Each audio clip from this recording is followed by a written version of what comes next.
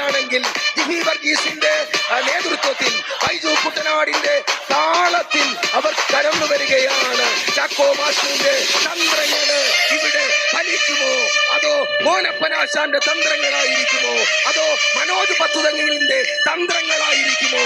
ഏതായാലും കരുത്തുറ്റ മത്സരം. 3 വള്ളങ്ങളും ഒപ്പത്തിനൊപ്പമായി ഹൃദന്തങ്ങളിൽ, ജലോത്സവ പ്രേമികളുടെ ഹൃദന്തങ്ങളിൽ മാറ്റലിക്കൊള്ളുന്ന 3 നാമങ്ങള് മേൽപ്പാടം, തീയപുരം, നിരണം.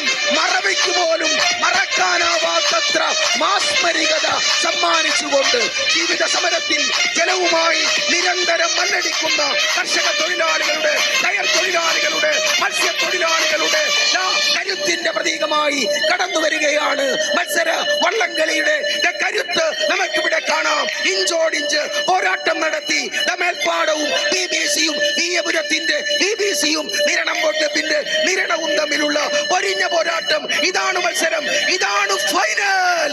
മേൽപ്പാടമാണോ, ഈയപുരമാണോ, നിരണമാണോ, പള്ളാത്തുരുത്തി ബോട്ടമാണോ, BBC-യാണോ, NBC ആണോ? ആര് ജയിക്കും പറയാൻ കഴിയില്ല. ജലോത്സവ പ്രേമികള് ശ്വാസമടക്കി പിടിച്ചു നിൽക്കുന്നു.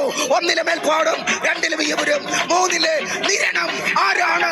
ഈയപുരമാണോ? ആട്ടിക്ക് മുഖം വിജയിക്കുമോ? മേൽപ്പാടം, ഈയപുരം, നിരണം, ഇഞ്ചോടിഞ്ച് ഒപ്പത്തിനൊപ്പം.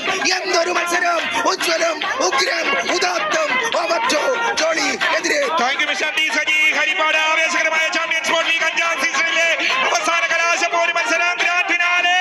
ഇതാ മേൽപ്പാടവും ഈയപുരവും നിരണവും തമ്മിൽ 1, 2, 3 ട്രാക്കിനായി കുതിച്ചു പായുകയാണ്.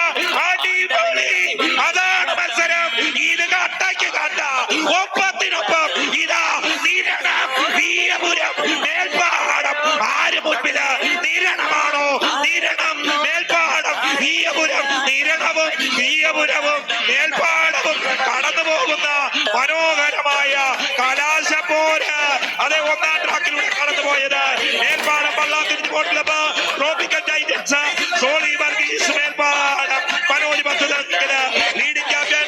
2ാം ട്രാക്കിലൂടെ Eeyapuram Chundan village boat club Kaithakari, pride ജേഴ്സേഴ്സ്, Jiby Varghese Pullukad, captain Baiju Kuttanad leading captain.